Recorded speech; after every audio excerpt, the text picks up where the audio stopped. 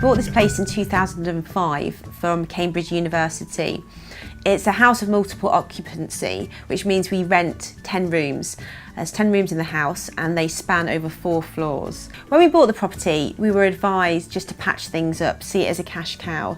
The difficulty was people live on different schedules, we couldn't control their energy use. People were leaving radiators on all night and all day, the lights were constantly on, and it resulted in the property costing us a mammoth £5.5k a year in terms of fuel bills alone.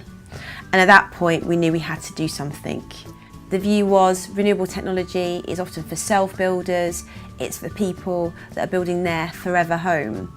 However, what really motivated us was about gaining control back from the way tenants use their energy, and also control back in terms of making this house an asset to us rather than a drain on our resources. Well, the benefits for the tenants, we hope, will be that they are now able to each individually control their own rooms, and the new heating controls will allow them to program them so that they can have the room warm for when they get home of an evening.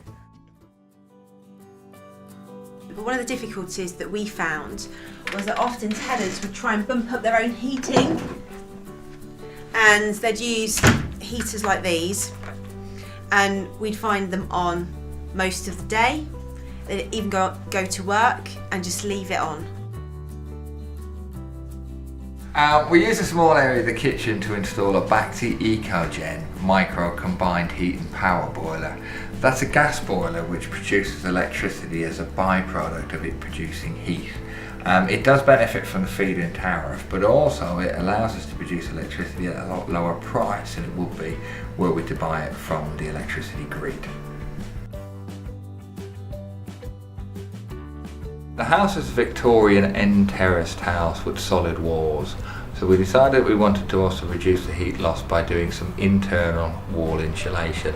We concentrated on the end terrace wall, which is a north exposed wall, and also on a 2-storey extension we had at the rear of the property. We also replaced the windows at the rear of the properties with a UPVC sliding sash window to further reduce our heat losses.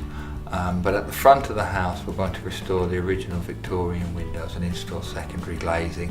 They've got sort of detailing and features that are not easy to replicate.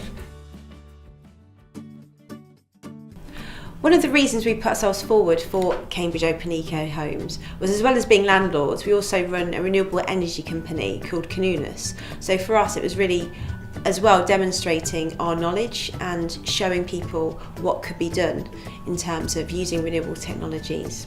We benefit from reducing our running costs, and also we get an income from the feed-in tariff. But it really does show that landlords can benefit also from renewable energy and not just homeowners. Absolutely.